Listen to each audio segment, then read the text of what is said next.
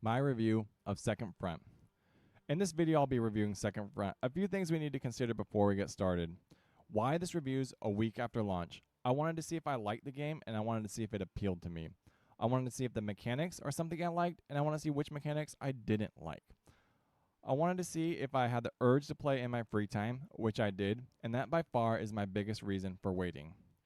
You as a player will be playing this game, so it's important to know if you as a player wanted to play it. Please let me know if that is fair. I received Second Front for free. That is important for you to know because unlike you, I don't have to deal with the eternal struggle of regret for failing to refund a product. This channel does not review games that often, so this is quite a special moment. The campaign continues to be omitted from the review due to the save bug, but there are 5 separate campaigns you can play through once they are unlocked. I'll be judging this game's replayability, and what replayability means to me is that I will play this game in my free time without creating content. Oftentimes, I'll see reviews that say a game's great and replayable, then you'll never see that game on their channel again. So, let me know if that's unfair, but I feel like that's a fair assessment of replayability. Justification. I have played 20 hours of Second Front, and I feel that's more than enough time to provide my opinion on whether or not a consumer should purchase the game. I have reviewed the manual several times. That does not mean that I have memorized. How you will use this review? It's meant to showcase the mechanics, gameplay, and provide you, the viewer, with an informed perspective before making a purchase. Biases. This review is through my lens of wargaming. Some mechanics may appeal to me, and some mechanics don't. That doesn't mean they're bad. It's just how I feel about the mechanic. All of those things are important for you to know before taking my opinion into consideration. There will be no numerical value provided at the end of this video. The important question you need to ask yourself is, do I think you should buy it? And my answer is yes. I do think the game's really good. I think it has a lot of depth, but I want you to watch the review and make that determination for yourself.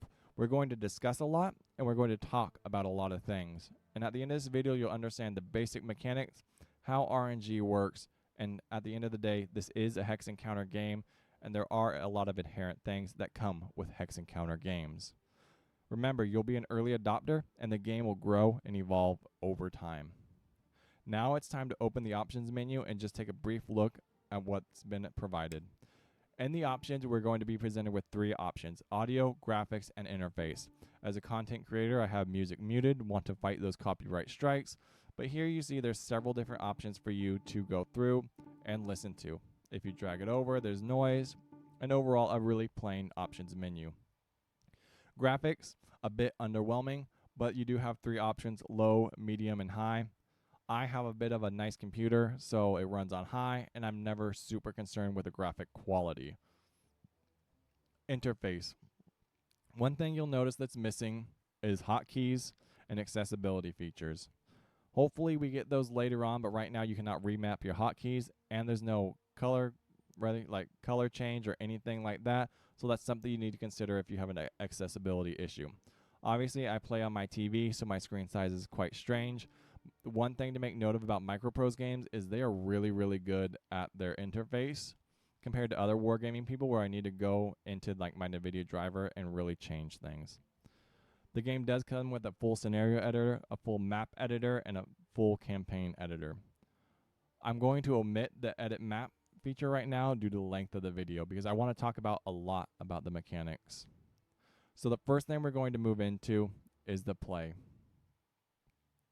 One thing you'll make note of is there are 5 campaigns. Last I heard, these were still bugged, not unlocking them, but if you wanted to play through a campaign, you would have to sit in one whole sitting. And right now, each campaign or each mission in campaign can take anywhere between 30 and 60 minutes. I don't know how long they are, so I can't really sit there for several hours at a time. Next, we're going to take a look at the tutorials. The tutorials there's a lot of tutorials, and I strongly recommend that you do them. But they are deceptively easy. And what I mean by that, and this is something I'm going to ramble on about, is that as a new player, you're going to enter these tutorials and they're going to be really, really basic. If we open this how to mortar tutorial and hit play, mortars need line of sight, by the way, if that's something you're considering or thinking about, mortars need line of sight. This is a cool feature, but with really long names, it gets a bit long. It goes tut. Neither here nor there. So here we're in our first tutorial. As you see, you're presented with a wall of text. There's a lot of symbols. You need to read this wall of text. Not a bad thing. It really explains how the game works and how to go through this scenario. But what I mean by they're deceptively easy, obviously you have 3 platoons and they're meant to be really easy. If we get real close, we can take a look at everyone. And you have several American platoons ready to drop mortars, I believe, on these Germans. So we're not going to drop any mortars. I just want you to see that this small scale scenario causes a bit of confusion, in my opinion. Not that the game is difficult or overly difficult. It's that the tutorials are so easy, and then you transition into one of these missions. It doesn't transition the player well. And that's not a fault on Second Front. That's a fault on all wargaming. AAA has mitigated this by forcing players to play through a tutorial that's part of the game. So instead of just going, oh, there's a tutorial, go learn the features, and I'm not saying Second Front has to do this, but all wargaming in general should start considering an intro tutorial. Hey, this is your first scenario, and you click on it, and then it walks you through how to play the game. Yes, for first-person shooters, not ideal. I've been playing first-person shooters forever, but every hex game and every war game is absolutely different. They calculate numbers differently, they calculate features differently, and it's all different. So on to scenarios. You have 48 scenarios. As you see, if we cycle through each one of these, the Germans get to fight both the Russians and Americans. In my opinion, the scenarios leave a lot to be desired. The difficulty is kind of arbitrary. There is a star system. If you click on this, you see like 1 star, but it doesn't translate well. So you don't know how much time you're about to lose in a scenario. If we go to, they all feel very 40 minutes, right? You look at Farmhouse, 1 star scenario, new player, you're like, oh, 1 star scenario, easy, in and out, right? In and out, round trip, Rick and Morty. Boom, is what's going to happen. That's why I have 20 hours in like 7 scenarios beat, and all 1 stars. So the difficulty, in my opinion, is really, really arbitrary. Even with a star system, you don't know how much time you're about to lose. You click on a 1 star and you feel like 1 star, easy, just in and out. And it's really not. And so that's going to be a bit jarring for new players, and that's something you need to consider when thinking about making this purchase, is you're going to be sit down and you're going to be buckled up for 30 minutes plus. Easy. And that's just something I want to talk about. Some people say they feel like puzzles, and I'll demonstrate that here in a moment. But the next thing we're really going to move on to is the fact that they're locked, which they're working on. Is we're going to take a look at Recon on Force, and we're going to take a look at the Ford. And why we're looking at Recon on Force is really, really important. And it comes down just to the color of the game, like the colors that they choose to use. We're going to take a good look at the graphics once it loads. And here you have your graphics, right? A lot of people say this makes the game feel very samey, but I also think this is one of the major selling points of the game, is the simplicity of its graphics. Because I remember the first time I saw this game, I was really, really into the graphics. I was like, you know, that looks unique. That looks fun. I can't wait to play it. It's just different. And a lot of people were like, oh, you know, World War II is supposed to be gritty. And I'm like, you know, I mean, gritty, we can play gritty on every single war game. What we can't play is, you know, cartoony. So the big thing with this one here, as you see, if we grab our binocular tool, is these units right here, these very top ones. I think they need a different color for line of sight, because there's several times where I'm playing and I just can't, like, obviously it's, oh, Joe, it's a different color, but you'll be checking line of sight like over here, like, oh, do I have line of sight over here or over here? And you're like, I'm not sure. See, like, right? Let's come off that. You come completely off, and you're like, oh, you start looking around. You're like, oh, that looks all line of sight. But then you're like, oh, do I have line of sight on these two? No. Just a complaint of mine. Then we're going to zoom in. We're really going to take a look at these units. They all have Thompsons and HMGs, things like that. They all look really good. Kind of samey. You can see our captain right there. Is that a captain?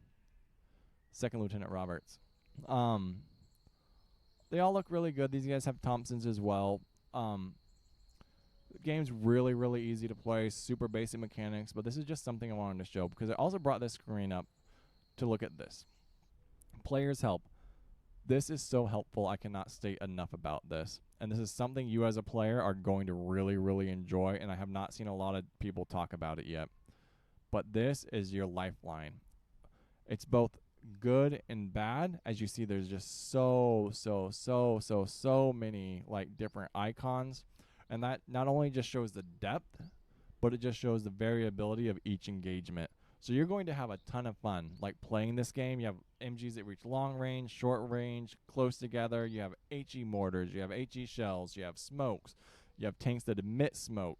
There's so much to the game. And sometimes the scenario design just doesn't showcase it. And that's one of the flaws. I think the scenario design does feel a bit lackluster at times.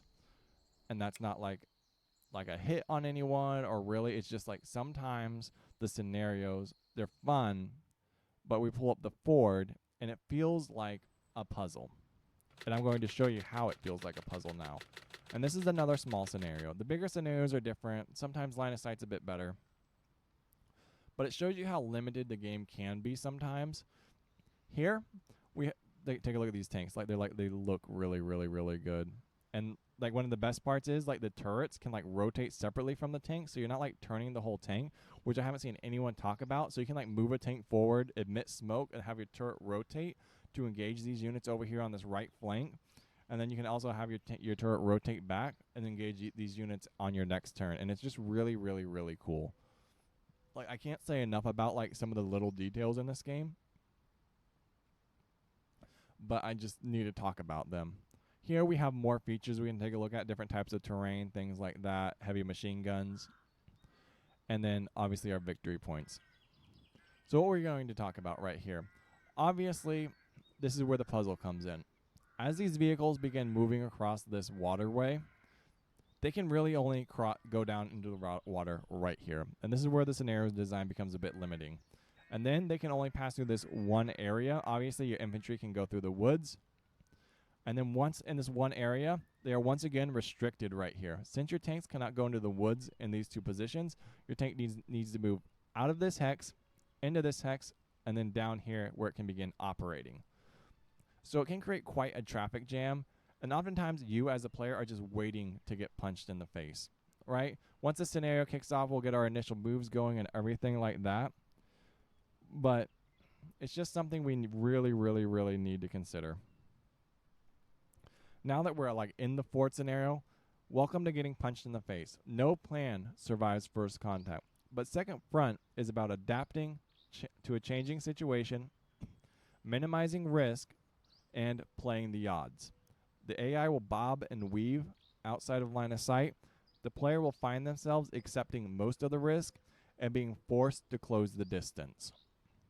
And that is how this game really, really breaks down. Is you as a player, obviously you're assaulting, so you are assuming the risk, need to figure a way around this.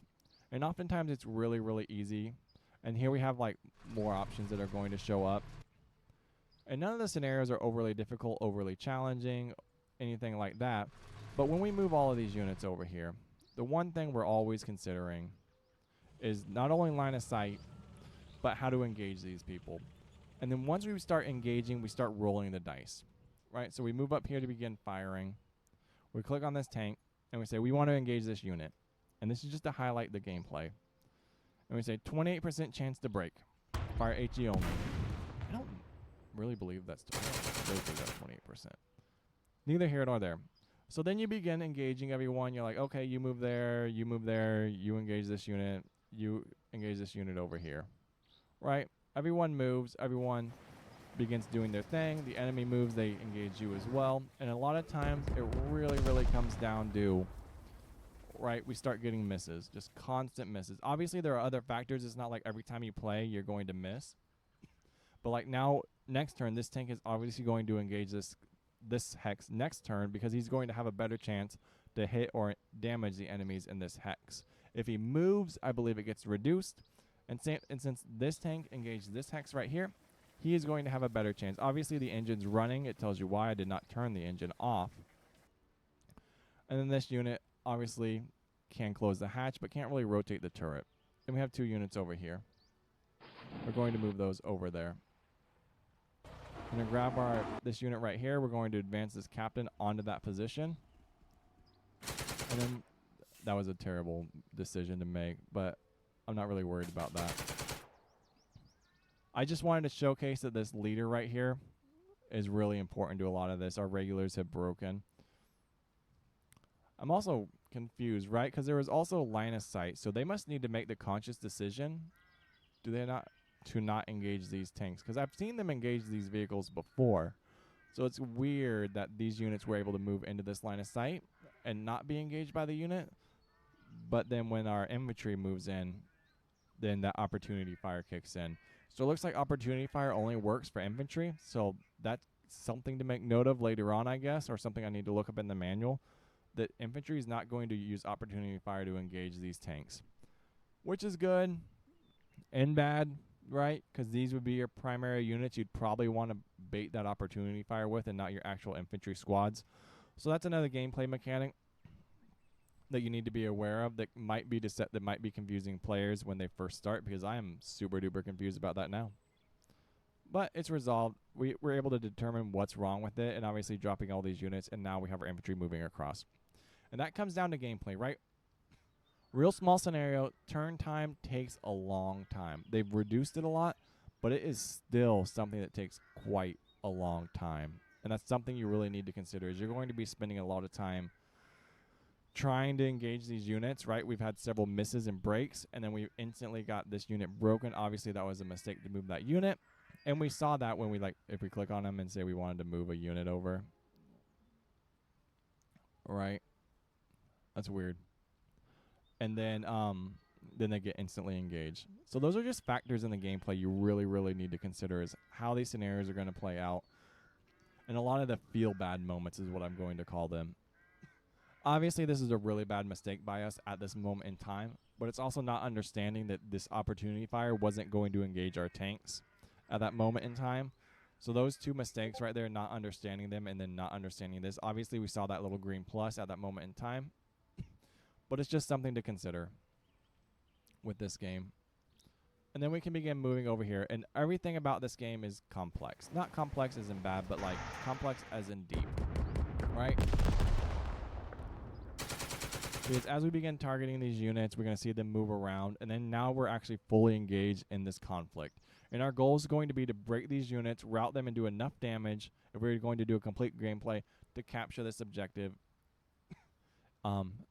within 9 turns. So if we zoom real far out and take a top-down look, we see that the map feels really small, but if we don't break those infantry, and this is where like the time comes in, is if those numbers, and if we don't mitigate that risk or engage those infantry right or make a lot of mistakes on these small scenarios, it really feels not that much fun. Because now we're like, I've played this scenario a few times, and as like someone who's played it, I know I can like break, I know how to break these guys, I know how to move my tanks around, I know what flamethrower tank I'm going to use to drive these units out and cause casualties so I can get my infantry across and into this house. But even still, this ticks down really fast. And this comes down to difficulty, right? The game isn't overly difficult. The scenarios have been designed to be difficult. So this is something that a lot of the community, or some of the community's been requesting, is a plus 30% modifier to the victory points. I don't know if that's hard to implement. I'm not going to suggest implementing it. That's just something that's been requested. A difficulty scale. Because what you have here is pressure. Right now we're committed 40 minutes minimum. I think this scenario took me 30 minutes. 30 minutes minimum to play this. Now we have a broken unit, obviously from a mistake. Not too terrible in my opinion. That's really recoverable, especially on turn 1. But if that were to happen over here, like even if we were like finally got our infantry across and we start breaking units due to just the fact that we need to move into opportunity fire, starts feeling really bad. So that's something you need to consider when as the game plays through. I really enjoy the game. The game's really fun. Do not let my criticisms think let you think I don't enjoy the game. I just think it's just something to be considered when you play this game. So overall, we're going to start talking about things now. The graphics. Main selling point. 100% the main selling point of the game. When I first saw Second Front, I said, wow, those graphics, they're different. And I mentioned that already. Really, really, really good. Really different. It feels different. It's nice that it's something different. And I keep saying the word different like it's bad, and the word different is not bad. Gameplay. Really good, really RNG heavy. Really RNG heavy. That's not terrible. It's a hex encounter game. And when you pick up to play this game, if you look at this game and say, wow, I don't think there's going to be a bunch of RNG like I did. And if you played hex encounter games, you might as well go hit your face against the wall, because very clearly you've played these types of games before, so you know there is a form of RNG. The RNG is okay. You as a player need to figure out how to mitigate it and get it to work in your favor. But that means a lot of walking into the enemy, figuring out ways around the enemy, that puzzle aspect, remember, and meat walling your units. I don't like the meat wall. I feel like it's not a fun mechanic. It feels like game manipulation to me, where it's like, oh, I'll just move this guy, he gets shot at, move this guy, he gets shot at, and then I'll just advance all my platoons across. Mission done. Right?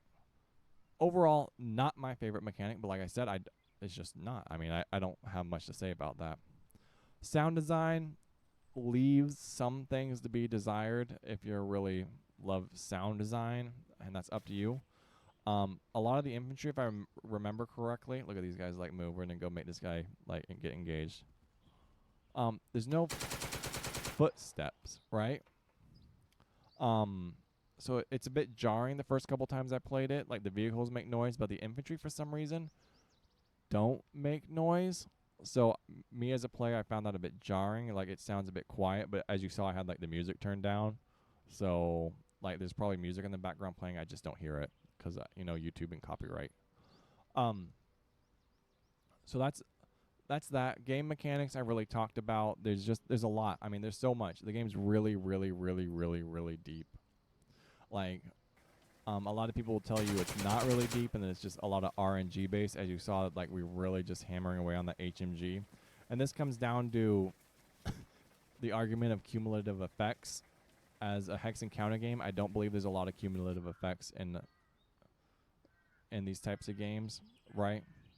So the more we fire on this guy, it doesn't stack up. So he's just like, oh, you shot me, that doesn't matter. So that's a bit jarring if you don't understand that there's no cumulative effects. So we hit next, right? We're going to play through. They're all going to shoot us, which is fine. So that's another mechanic you need to consider. It's really risky that he's also shooting that, because we didn't talk about this at all, but there are positives and there all are negatives to shooting upon a broken enemy or a routed enemy, right? So I don't want to make this video too long. My first one was like 40 minutes. There's always positives and there's always negatives. And this is how we could like get out of like line of sight if we wanted to, but I want him on that MG for that accuracy bonus. And it happens a lot. You can rally the enemy units by firing on them. You can turn the enemy units into heroes by firing on them, and things like that. And those are all factors to consider. And I feel like those factors aren't really fun, in my opinion. Like they really don't like those guys. It can work out in your favor. So there's always positives and there's always negatives to this game. If there's a positive action, there's a negative action for it. So if you do something and it's bad, it could be positive for the enemy. Now we're in our fire phase. And right, we're going to keep hammering away on the ones that we already were. And I really don't know if that's correct, because it never hits. Let's get this HMG. Right, and so we start really laying into these guys.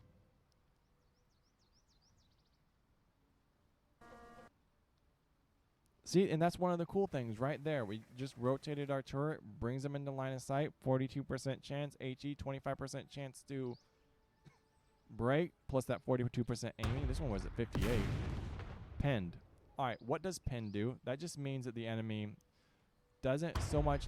Oh, I guess we're going to have fun. He loses a bit of firepower for being pinned, but it doesn't really mean much beyond all of that. And that's just how the game is, right? Now we're in the mid-game slog. Nothing wrong with it, but this is where it starts to like drag on. As you saw, we've shot those two hexes almost 6 times now with all our units. and up to no effect.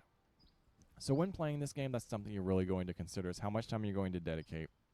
And I really enjoy the game. Don't let, like, I'm not, oh, it's bad, I don't like sitting there. Like, we're breaking down this front line. Not a problem. So, and it's only turn 2. I feel like it's been forever. So my opinion on the game. Like I said, there's no numerical value for this video. There's no should you buy it, even though I recommended it. It's just, I want you to understand the mechanics when you pick this title up, if you pick this title up. I want you to see the graphics in play. I want you to see a bit of gameplay. I don't want to just create a video where it's like, oh, tutorial's great. They're like 5 out of 10. Mechanics, 7 out of 10. They're great. Don't really understand them. Never going to touch the game again. Thanks for the free copy kind of thing. The video's really good. I mean, the video, obviously. The video's kind of mediocre. The game's really good. The mechanics are really good. The RNG needs to be mitigated by the player. And the graphics just really sell the game for me. And like I said, do I think you should buy it? I only think you should buy it if that sounds appealing to you. I'm not trying to dissuade anyone. I'm not trying to be like, don't pick it up. The game is good. And I think you would have fun with it. Well, I know you'll have fun with it once you learn it. And it's going to take time to learn. It's one of those games that's going to take time to learn. And it's going to take time to play. It's going to be a time commitment. And there's actually scenarios in the workshop that are a bit shorter that I really think you'll spend a lot of time as a new player learning, because these first intro scenarios, I think the game's going to evolve over time and the developer's going to accept some feedback. And he's going to change a few things. But at the end of the day, you need to compromise either scenario size with difficulty in AI and just design around an objective, right? And this scenario is very objective based. It's a very one linear path you need to take. And a lot of the intro scenarios feel like this, but a lot of them still take 40 minutes. And it's just, and that's just because of how the mechanics work. And that's perfectly fine. But you as a player need to know that it's a time commitment. And if that's something you want to play, play it. I don't want to dissuade anyone. I own the game, obviously, and I would have bought it. But if I would have bought it, I'm sure I would have been more critical of it. And if you buy it, you're going to be more critical of it. You're going to be more critical of the mechanics you don't like. You're going to be more critical of the mechanics you do like. Me getting it for free means the mechanics I don't like don't bother me as much. And I know that's true because I'll play other games where I spent $20 on this, or I spent $30 on this, and I don't like anything about it. So I really wanted to highlight a lot of the gameplay for you and a lot of the mechanics and what I think is good and what I think is bad. And if you really enjoyed this video, make sure you leave a like, comment, and subscribe. Let me know if you like this type of video. I really wanted it to run close to an hour, but I just don't have the internet to upload like an hour-long video where we just go over every single mechanic, every single video, every single map in the workshop, how things work. And I feel like those are more gameplay videos and less review videos. And I hope to see you on the battlefield, and I hope to see some of the content you create. And let me know, man. Peace out. The game's fun. Just enjoy it.